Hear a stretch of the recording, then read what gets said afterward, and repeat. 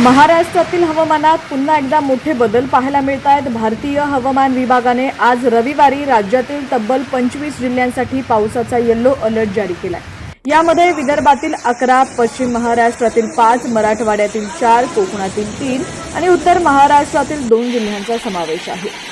या भागांमध्ये ढगाळ वातावरणासह विजांच्या कडकडाटात आणि ताशी 30 ते 40 किलोमीटर वेगाने वाहणाऱ्या वाऱ्यांसह मध्यम ते जोरदार पाऊस पडण्याची शक्यता वर्तवण्यात आली आहे। विशेषतः विदर्भात विजा पडण्याचा धोका जास्त असल्यामुळे नागरिकांनी सतर्क राहावं असं आवाहन करण्यात आलेलं आहे।